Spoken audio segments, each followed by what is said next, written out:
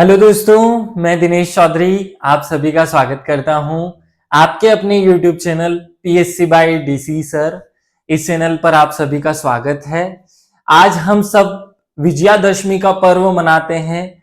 ये पर्व हमें बुराई पर अच्छाई की जीत की याद दिलाता है और याद दिलाता है कि श्री राम ने अपने जीवन में कौन कौन से प्रमुख कार्य किए, उन्हीं को जीवन में आत्मसात करते हुए हम उन्हीं आदर्शों को के ऊपर अपना जीवन जिए। खैर, आज का आधुनिक युग उन सभी आदर्शों को निभा पाना, साथ में शामिल कर पाना बड़ा मुश्किल काम है, लेकिन आप उनमें से जितने भी आदर्शों को अपने जीवन में शामिल कर सके करें। अपने शरीर में, अपने आप में जितनी भी बुराइयां हैं, उन सब बुराइयों को चुन चुन कर खत्म करने की कोशिश करें। यही आपके लिए विजयादशमी की शुभकामनाओं के साथ मेरा संदेश है। चलिए आज की क्लास शुरू करते हैं। आज हम औरंगजेब की बात करने वाले हैं। चलिए शुरू करें। सबसे पहले भगवान श्री गणेश का नाम लेकर श्री गणेशाय नमो बोलते हुए और मेरे शिक्षक सुरेश पटेल सर को याद करते हुए मूल टॉपिक पर आते हैं। कल हमने आपको समझाया था कि जब भी कोई कंटेंट हमें याद नहीं होता तो उसे कोडिंग या कनेक्टिंग के माध्यम से याद किया जाता है। जैसे शुरुआत से मैं एक ही बात इसे रोज रोज रिपीट करता हूं, मैं हर वीडियो में ये मैं लिख देता हूं ताकि आपको वो याद आता रहे। तो ये इस तरीके से समझाने की कोशिश की जा रही है कि भाई हर चीज को आपको अपने अपने एक फॉर्मेट पे लाना पड़ेगा।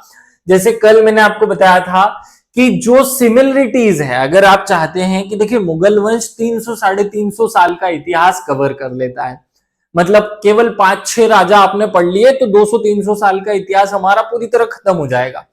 आपको करना कुछ नहीं है, मुगल शहर की एक शीट बनानी है और उस शीट में सबके राजाओं के नाम, उनके जन्म स्थल, उनके मृत्यु स्थल, उनके मकबरे, उनके जो महल थे या उनकी जो राजधानियां थी, ऐसे अलग अलग पॉइंट्स बना करके निकाल करके कंपैरिजन फॉर्मेट में, ये किस फॉर्मेट में हो, ये कंपैरिजन फॉर्मेट में हो। तो जब हम कंपैरिजन फॉर्मेट में इसे बनाएंगे तो ये सारी चीजें हमारे दिमाग में एकदम अच्छे से सेट हो जाएगी।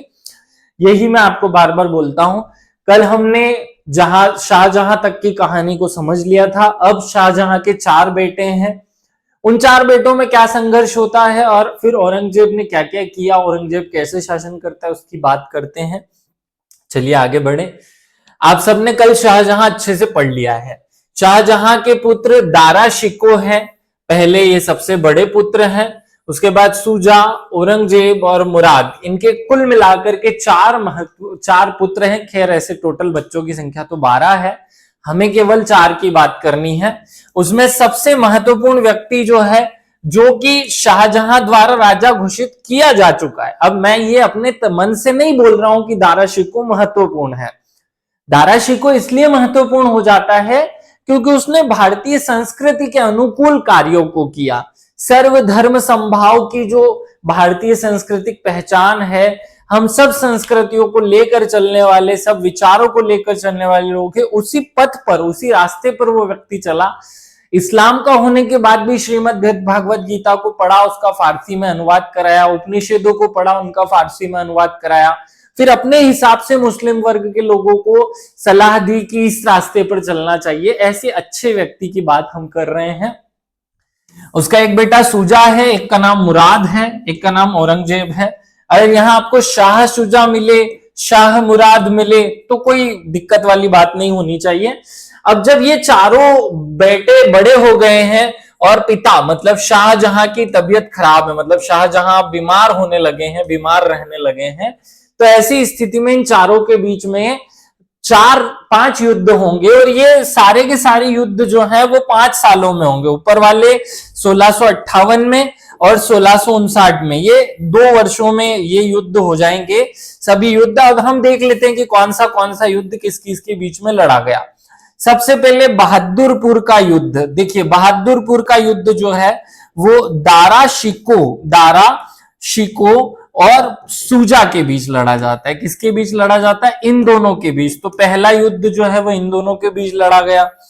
धर्मट का युद्ध जो है आपको याद रखना है, सूजा और औरंगजेब के मध्य लड़ा गया। फिर ऐसे ही सामूगढ़ का युद्ध भी आप याद, ये थोड़ा सा इसको सुधार लें, मुराद और औरंगजेब दोनों मिल करके, ये दोनों साथ में मिल करके युद्ध लड़ते हैं। तो शुरुआत के ये जो दो युद्ध है, धर्मट का युद्ध और सामूगढ़ का युद्ध, इन दोनों में औरंगजेब एक तरफ होता है या औरंगजेब के साथ में मुराद होता है, और वर्सेस ये युद्ध लड़े जाते हैं दारा के। तो ये दोनों युद्धों का जो लड़ने वाले लोग हैं वो सेम है। ये खजुआ का युद्ध जो है वो शुजा और औरंगजेब के बीच लड़ा जाता है। तो इसको मैंने रेड इसलिए कर रखा है कि हमें याद रहे कि 5 युद्धों में से 4 युद्धों में एक पार्टी दारा था और दूसरी तरफ दूसरे भाई थे। मतलब दारा की इन सब से लड़ाई हो रही है क्योंकि पिताजी जो हैं वो दारा को राजा घोषित कर चुके हैं, दारा को उत्तराधिकारी घोषित कर चुके हैं। तो बहादुरपुर, धर्मट, सामूगढ़, खजुआ और देवराय, ये 5 युद्ध जो है वो किनके बीच में हुए, कहां हुए, मैं एक बार डिटेल में बता दूं। चलिए यहां आते हैं। सबसे पहले इन युद्धों की ही बात कर लेते हैं। पहला युद्ध जो है वो बहादुरपुर का युद्ध है।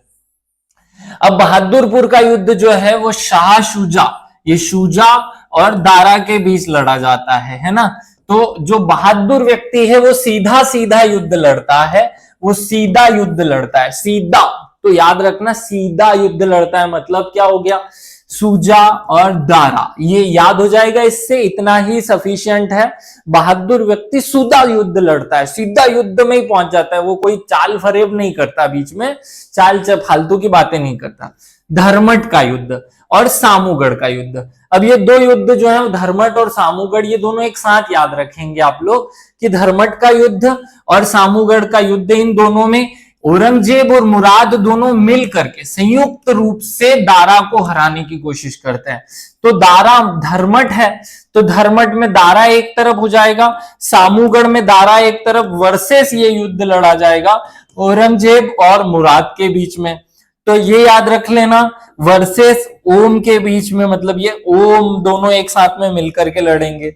खजुआ का युद्ध तो अलग ही है, जिसमें औरंगजेब जो है उसके भाई शुजा को ही हराएगा। फिर देवराय का युद्ध भी आपको याद रखना है। देवराय का युद्ध जो है वो औरंगजेब और दारा के बीच लड़ा जाएगा और ये सबसे महत्वपूर्ण है इन 5 में। अब याद रखेंगे देवराय, देवराय में दारा तो है ही, है ना, और साथ में किसने हरा दिया है इसे, तो दारा को हराने के लिए आया है औरंगजेब। और औरंगजेब असली में इस वाले युद्ध में अपने भाई दारा का सर काट देगा, कहानी खत्म हो जाएगी। अब अकेला एक भाई बचा, बाकी सब खत्म हो चुके हैं। तो दारा मर चुका है और औरंगजेब जीत चुका है, यहां से औरंगजेब राजा बन जाएगा। दारा के बारे में थोड़ी सी बातें समझ लेते हैं, याद कर लेते हैं और फिर आगे बढ़ेंगे। चलिए आगे बढ़ते हैं। तो मूल रूप से हमें दारा के बारे में, दारा शिकोह के बारे में कुछ महत्वपूर्ण पिलर्स पॉइंट्स याद रखने हैं। क्या महत्वपूर्ण बातें हैं? दारा शिकोह शाहजहां का सबसे बड़ा पुत्र था, एक महत्वपूर्ण पॉइंट ये याद रहे। उसे पंजाब का सूबेदार बनाया गया था। कहां का? तो देखो दारा जो है वो सबसे बड़ा भाई है और बड़ा सबसे ऊपर रहेगा, और भारत का जो क्षेत्र मुगलों के अधीन था उसमें सबसे ऊंचा क्षेत्र और बड़ा क्षेत्र पंजाब का था, इसलिए पंजाब का सूबेदार इसे बना दिया गया।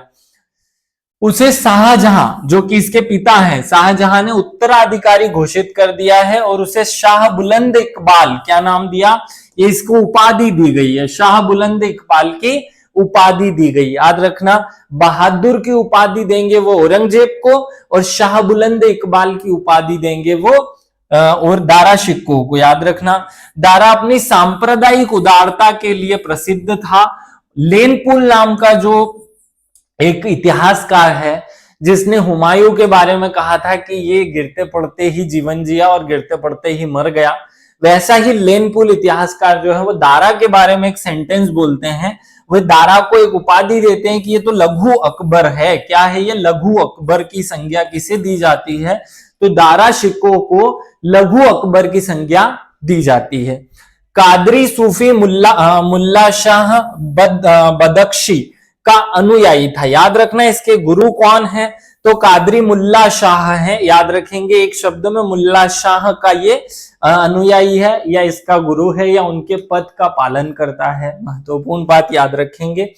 आगे बढ़ते हैं। दारा कुछ किताबें लिखता है, जैसे दारा ने स्वयं स्वयं अपनी देखरेख में संस्कृत ग्रंथ भागवत गीता और योग वशिष्ठी का फारसी में अनुवाद कराया है। दारा शिको मौलिक पुस्तक है, एक किताब लिखी उन्होंने जिसका नाम है मज्म उर बहरीन, और ये आज तक दुनिया की सबसे बेस्ट किताब मानी जाती है। मज्म उल बहरीन जो किताब है उसमें उसका अर्थ होता है दो समुद्रों का संगम। क्या लिखा हुआ है? दो समुद्रों का संगम। इस रचना में, जिसमें हिंदू और इस्लाम धर्म की एक ही ईश्वर की प्राप्ति के लिए दो अलग अलग मार्ग जैसे होते हैं, उस तरीके से व्याख्या की गई कि अल्लाह या ईश्वर तो एक ही है। उसे हिंदू धर्म के लोग अलग तरीके से प्राप्त करते हैं और मुस्लिम धर्म के लोग अलग तरीके से प्राप्त करते हैं। अंततः दोनों को पहुंचना एक ही जगह पर है। इस तरीके से इस किताब में, जिसका नाम है मजमुल बहरीन, याद रखिएगा, महत्वपूर्ण किताब है। दारा ने अपने स्वयं तथा काशी के कुछ पंडितों के साथ मिल करके 52 जो हमारे उपनिषद हैं उन सभी का एक किताब के रूप में अनुवाद किया, जैसे सिर ए अकबर कहा गया, जो कि फारसी अनुवाद है सिर ए अकबर। याद रखना बहुत महत्वपूर्ण है सिर ए अकबर। तो ऐसे कुछ अच्छे काम दारा ने किए। अब हम दारा की बात छोड़ करके, क्योंकि आज का मूल टॉपिक औरंगजेब है, क्योंकि जो राजा बना उसी का बोलबाला हुआ, वही काम कर पाया, तो उसने 1658 से लेकर 1658 से लेकर 1707 तक लगभग 50 वर्ष, 49 वर्षों तक शासन किया और पूरे भारत की तकदीर, तस्वीर सब कुछ बदल दी। भारत में एक कट्टरता का बीज बोया जो आज भी जीवित है। इसीलिए कुछ लोग औरंगजेब को अपना बाप स्वीकार करते हैं। अलग बात है, उनकी फिलॉसफी ऐसी होगी। इनका जन्म स्थल हम बात करते हैं। 24 अक्टूबर 1618 को उज्जैन के दोहद में इनका जन्म हुआ था। क्योंकि मध्य प्रदेश में जन्मा है इसलिए और ज्यादा महत्वपूर्ण हो जाता है। उज्जैन के दोहद में ये व्यक्ति जन्मा। इसका पूरा नाम क्या है? मोइनुद्दीन मोहम्मद औरंगजेब। क्या नाम है? मोइनुद्दीन मोहम्मद औरंगजेब। याद रखिएगा, मूल नाम है मोइनुद्दीन मोहम्मद औरंगजेब। कल मैंने ये कहा था कि दारा राजा बनने वाला था, औरंगजेब बन गया। तो एक स्टूडेंट ने कमेंट किया कि सर औरंगजेब जो है वो योग्य व्यक्ति था इसलिए वो राजा बना। तो भाई बाकी अभी तक इस मुगल वंश में योग्य व्यक्ति पैदा नहीं हो रहे थे। जैसे कि इसने पता नहीं यूपीएससी की परीक्षा क्लियर कर ली थी इसलिए योग्य हो गया था। इस वंश की ये पहचान थी कि वहां जो सबसे बड़ा व्यक्ति है या जो सबसे बड़ा जो लड़का होता था वही राजा बनता था, जिस परंपरा को औरंगजेब ने समाप्त किया, इसलिए ये गलत बात थी। चलिए, अगर वो वंश से ऐसा होता तो कोई बात नहीं होती। मुमताज महल याद रखिएगा, इसकी माता का नाम है, और शाहजहां इसके पिता का नाम है, जिनके अंतिम समय में औरंगजेब खुद उन्हें बंदी बनाकर उनकी आंखें फोड़ेगा और फिर उन्हें जेल में ही मरना पड़ेगा। जेल में बंद होकर वो मर जाएंगे। 1666 में 1666 में उनकी मृत्यु होगी। इनको उपाधि दी जाती है, शाहजहां द्वारा बहादुर की उपाधि दी गई थी। ये याद रखना, किस मुगल शासक को बहादुर की उपाधि मिली थी? तो औरंगजेब को बहादुर की उपाधि मिली थी। ये एकमात्र ऐसा मुगल वंशी राजा है जो 2 बार राज्य अभिषेक करवाएगा, एक बार जल्दीबाजी में और दूसरे बार पूरे तामझाम के साथ में। चलिए, 2 बार कब कब याद रख लेते हैं। तो ये राज्याभिषेक याद रखना, प्रथम मुगल शासक है जो 2 बार राज्याभिषेक करवाएगा। पहला राज्याभिषेक इसका 1658 में होगा, दूसरा इसका राज्याभिषेक 69 में होगा, अगले साल, जब ये अपने भाई दारा को हरा चुका होगा। तो पहला तो अपने पिताजी को बंदी बना लेने पर और दूसरा अपने भाई को मार देने पर। इसकी मृत्यु कब होती है? 3 मार्च 1707 में अहमदनगर में औरंगजेब की मृत्यु हो जाती है। अभी औरंगजेब की नाक में चने चबाने के लिए एक व्यक्ति भी आने वाले हैं।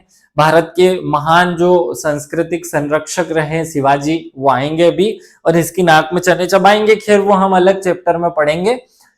आगे बढ़ते हैं। उसके शव को दौलताबाद स्थित खुलदाबाद ले जाया गया। दौलताबाद स्थित खुलदाबाद ले जाया जाएगा और फिर यहां से जो है प्रसिद्ध सूफी शेख बुरहानुद्दीन जो है उनके मकबरे के पास में इनको दफना दिया जाएगा। तो इस तरीके से एक महान राजा जो है, महान इसलिए क्योंकि इसने लंबे समय तक शासन करके भारत के क्षेत्र, भारत की भौगोलिक स्थिति और भारत के मैप को ही बदल दिया, भारत की संस्कृति को बदलने की कोशिश की। चलिए आगे बढ़ते हैं।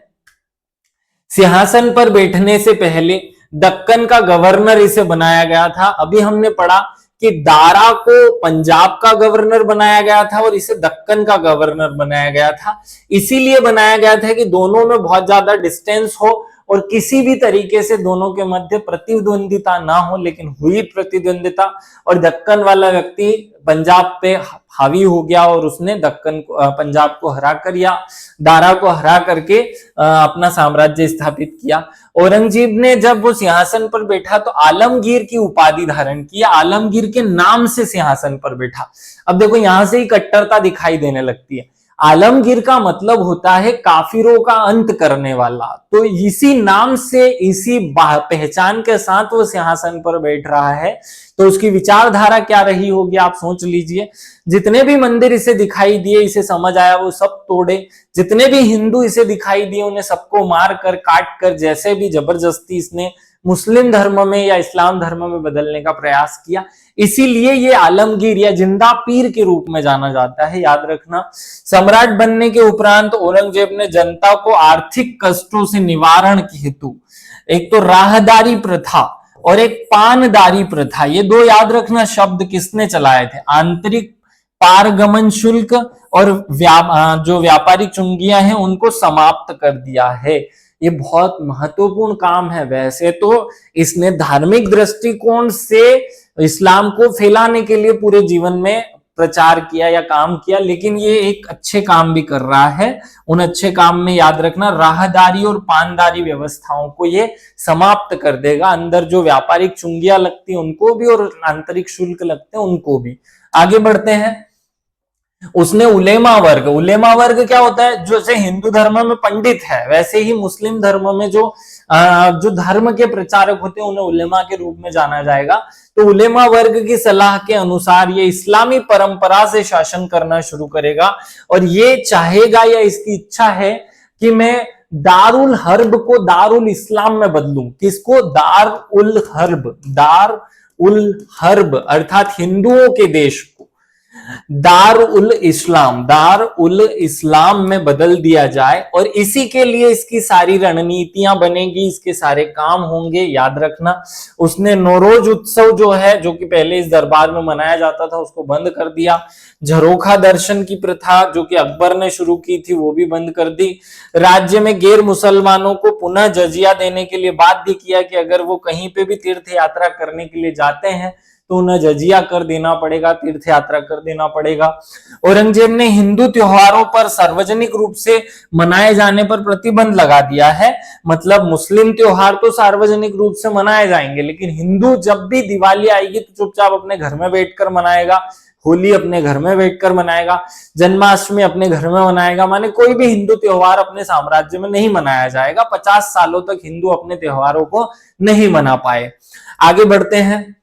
उसने राज्य में सार्वजनिक रूप से नृत्य करने और संगीत पर भी प्रतिबंध लगा दिया, क्योंकि ये चीजें सांस्कृतिक रूप से लोगों को जोड़ती हैं। तो उसने ऐसे सारे काम बंद कर दिए जहां लोग सांस्कृतिक रूप से जोड़ जाते हैं। यद्यपि व्यक्तिगत जीवन में वह स्वयं एक कुशल वीणा वादक था और ये प्रश्न एमपीपीएससी पूछ चुकी है, किस सम्राट को कुशल वीणा वादक के रूप में जाना जाता है? तो मुगल सम्राट औरंगजेब को एक कुशल वीणा वादक के रूप में जाना जाता है। पॉइंट याद रखना आप सब लोग। अपने व्यक्तिगत चारित्रिक गुणों के कारण औरंगजेब को जिंदा पीर कहा जाता है। क्या कहा जाता है? जिंदा पीर। जिंदा पीर अब क्यों कहा जाता है आप समझते हैं। इसने जिंदे गुरुओं को, सिख गुरुओं को दीवार में चुनवा दिया, उनके बच्चों के सिर कटवा दिए, लाखों करोड़ों हिंदुओं के सिर काटकर मीनारें बनवाई। ऐसे काम करने के लिए इसे जिंदा पीर कहा गया। याद रखिएगा।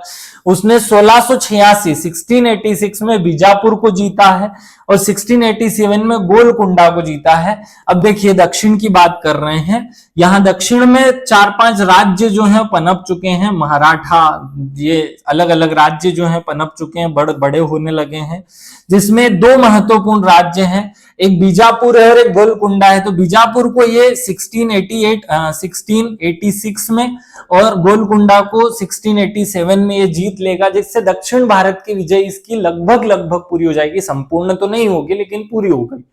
आगे बढ़ते हैं। आगे बढ़े तो औरंगजेब के समय मुगल साम्राज्य का क्षेत्रफल की दृष्टि से चरमोत्कर्ष था। मतलब अगर ये क्वेश्चन पूछा जाए कि किस मुगल सम्राट के समय सबसे ज्यादा क्षेत्रफल जो है हुआ करता था साम्राज्य का, तो वो औरंगजेब के समय था। यह काबुल से लेकर, अब देखो कहां से फैला हुआ था, काबुल से लेकर चटगांव तक, याद रखना, काबुल से लेकर चटगांव और कश्मीर से लेकर कावेरी नदी जो कि दक्षिण में है वहां तक ये साम्राज्य विस्तृत रूप से फैला हुआ था। महत्वपूर्ण है। औरंगजेब ने अपनी बेगम के आग्रह पर एक ताजमहल बनाया। अब देखो इसके पापा ने जो काम किया वो बेटा तो करेगा ही। पापा ने अपनी वाइफ के लिए, मुमताज के लिए ताजमहल बनाया, मम्मी के लिए, इसकी मम्मी ही तो थी औरंगजेब की, तो ताजमहल बनाया। तो इसकी वाइफ भी बोलेगी कि नहीं मुझे भी ताजमहल बनाओ, तुम तो उससे भी बड़े राजा हो, उसमें उससे भी बड़ा सिंहासन है तुम्हारा। तो अपनी बीवी के कहने पर बीवी का मकबरा बनाएगा, जिसे द्वितीय ताजमहल कहते हैं। याद रखना, ये द्वितीय ताजमहल किसने बनवाया? औरंगजेब ने बनवाया, जो कि शाहजहां का बेटा है। याद रखना, शाहजहां ने पहला ताजमहल, तो उसके बेटे ने दूसरा ताजमहल, द्वितीय ताजमहल, जिसे अब आज हम बीवी का मकबरा कहते हैं। यह मकबरा औरंगाबाद में है। कहां पर है? औरंगाबाद में स्थित है, और इसे काला ताजमहल या दक्षिण का ताजमहल भी कहा जाता है। यह भी महत्वपूर्ण है। औरंगजेब की मौत भी इसी जगह पे होती है, और उसको दफनाया भी औरंगाबाद में ही जाता है, इसी मकबरे के पास। याद रखना, तो यह हस्बैंड वाइफ भी दोनों औरंगाबाद में दफनाए जा रहे हैं, याद रख लेना। आगे बढ़ते हैं। औरंगजेब के काल में हुए मुख्य विद्रोह। अब देखिए, जब भी कोई राजा बहुत कट्टर आ जाता है, देखो अकबर के जमाने में विद्रोह नहीं हुए, शाहजहां के जमाने में नहीं हुए, जो जहांगीर है उसके जमाने में नहीं हुए, लेकिन औरंगजेब के जमाने में क्यों होंगे? क्योंकि ये बहुत ज्यादा कट्टर है। इसने कट्टरता की अंतिम सीमा या चरम को प्राप्त किया है, उससे ज्यादा कट्टरता हो ही नहीं सकती। तो अब लोग विद्रोह करना शुरू कर देंगे, क्योंकि या तो स्वीकार करेंगे या विद्रोह करेंगे। तो विद्रोह होते हैं बहुत सारे, उनमें मुख्य विद्रोह या पहला विद्रोह कौन सा है वो याद रखना। पहला विद्रोह होता है जाटों का विद्रोह। कौन सा विद्रोह? जाट विद्रोह। तो पहला जाट विद्रोह होगा इस जमाने में। औरंगजेब के समय में प्रथम संगठित विद्रोह जो है उसके रूप में जाट विद्रोह को जाना जाता है। ये गोकुल नाम का एक नेता होता है जो 1669 में के नेतृत्व में तिरलई के युद्ध में औरंगजेब का विद्रोह करता है, जब जाट को धीरे से पराजित करके गोकुल को गिरफ्तार कर लिया जाता है। धीरे धीरे जाट लोग अपनी शक्ति को एकत्रित करके 1685 में राजा राम के नेतृत्व में फिर से विद्रोह करेंगे, और ये वही राजा राम है जो कि अकबर बाबर की जो समाधियां हैं उनमें से हड्डियां निकाल करके जला देगा। ये वही राजा राम है, आप याद रखिएगा। सूरजमल नाम के जो राजा हैं जो कि औरंगजेब के दरबार में बैठते हैं, ये जाटों से युद्ध लड़ने जाएंगे और जाटों का नाश कर देंगे, इसलिए जाटों का अफलातून जो है वो सूरजमल को कहा जाएगा। याद रहे, एक फैक्ट के रूप में याद रख लें, ये थोड़ा सा गलत हो रहा है, पॉइंट फैक्चुअल में मैं थोड़ा गलत बोला हूं। अफलातून किसे कहा जाता है? जाटों का अफलातून कहा जाता है सूरजमल को। किसे कहा जाता है? सूरजमल को, याद रख लेना। दूसरा विद्रोह जो औरंगजेब के जमाने में होता है वो सनातनी विद्रोह है। सनातनी मतलब हिंदू धर्म के लोगों का विद्रोह।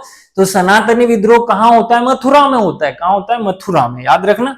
अब आज भी मथुरा में कृष्ण जन्मभूमि का विवाद जो है ना, वहां पे कृष्ण मंदिर के साथ में मस्जिद बना दी गई है, उसे तोड़कर आधे हिस्से में मस्जिद बनी हुई है। तो बस वैसे ही एक विद्रोह है ये। 1672 में मथुरा के निकट नरनेला धार्मिक संप्रदाय, ये एक धार्मिक संप्रदाय है जो अद्वैतवाद को मानता है, और उस पर जबरदस्ती थोपा जा रहा है कि आप इस्लाम को कबूल करें, इसलिए वो विद्रोह करेगा, जिसे सनातनी विद्रोह कहा जाएगा। और इसे ही सनातनियों का प्रसिद्ध विद्रोह या प्रथम विद्रोह माना जाता है। याद रख लेना, दूसरा पॉइंट।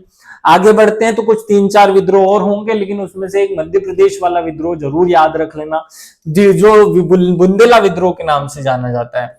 आपने वो जो बाजीराव और मस्तानी वाला जो विद्रोह पढ़ा हुआ है, उसके पहले की ये कहानी है, उससे पहले हो चुका है। 1661 में ओरछा के शासक चंपत राय जो हैं, वो चंपत राय के नेतृत्व में युद्ध होगा। चंपत राय पराजित होने के बाद इसका आधिपत्य स्वीकार करने से मना कर देंगे और नदी में कूद करके आत्महत्या कर लेंगे कि मैं तुम्हारा गुलाम तो नहीं रह सकता हूं भैया, हार गया हूं, लेकिन मैं नदी में कूदकर आत्महत्या कर लेता हूं। इसके बाद कुछ और विद्रोह होंगे, जैसे अकबर का विद्रोह। अब ये वो अकबर नहीं है जैसे हम मुगल शासक के रूप में पढ़ते हैं, इसी के वंशज अकबर है ये। औरंगजेब का विद्रोह होगा, राजपूतों के विद्रोह होंगे, सिखों का विद्रोह होगा, क्योंकि ये अंतिम रूप से सबको इस्लाम में बदलना चाहता है ना, इसको कुछ और चाहिए ही नहीं, इसको कानून चाहिए इस्लाम का, इसको लोग चाहिए मुस्लिम, इसको परंपराएं चाहिए इस्लामिक, तो कुछ और चाहिए ही नहीं, तो बाकी सब लोग इसका विद्रोह करेंगे। तो इस तरीके से अनेक विद्रोह इसके दरबार में या शासन में होंगे। आप सब लोगों को बातें समझ में आई होगी। इस तरीके से हमने औरंगजेब को पढ़ लिया। अब औरंगजेब के बारे में जो फैक्चुअल बातें हैं वो हमने कंप्लीट कर ली।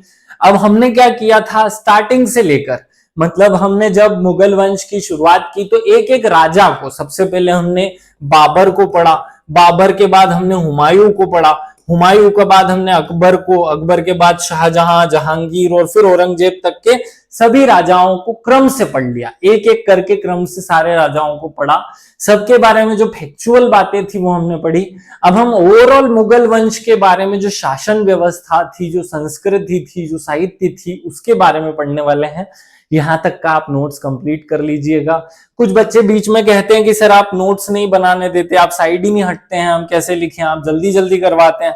बेटा मजबूरी है कि मैं चाहता हूं कि मैं आधे घंटे में आपको बहुत सारी चीजें पढ़ा दूं। मैं कोशिश करता हूं कि अपना लेक्चर 30 मिनट से कम का रखूं और आपको 1 घंटे से ज्यादा का कंटेंट उसमें पढ़ा दूं। तो औरंगजेब हमने जो पढ़ा है, अब चाहो तो आप स्क्रीनशॉट ले लो, मैं 30 सेकंड के लिए इसको फिर से ओपन करता हूं, फटाफट आप इसके स्क्रीनशॉट लेते जाएं और इस तरीके से आप अपना एक नोट्स कंप्लीट करें। और जैसा मैंने कंपैरेटिवली स्टडी करने के लिए आप सबको कहा है कि कंपैरेटिवली आप लोग पढ़ें, उस तरीके से कंपैरिजन करने के साथ आप सारे राजा बना लें। जिस भी बच्चे का, जिस भी स्टूडेंट को कोई डाउट हो, व्यक्तिगत रूप से भी पूछ सकता है, कमेंट में भी पूछ सकता है। आपके नोट्स कंप्लीट होते जाएं तो बताते जाइएगा, कुछ सुधार करना होगा तो करेंगे। आप सबका किसी भी प्रकार का कोई कमेंट ना करना या इस तरीके से कोई प्रश्न ना पूछना मुझे डिमोटिवेट करता है कि मैं पढ़ा रहा हूं, बच्चे पढ़ भी रहे हैं कि नहीं। खैर, सभी को विशेष रूप से धन्यवाद। जय हिंद, जय भारत, भारत माता की जय। एक बार फिर से सभी को विजयादशमी की ढेर सारी शुभकामनाएं।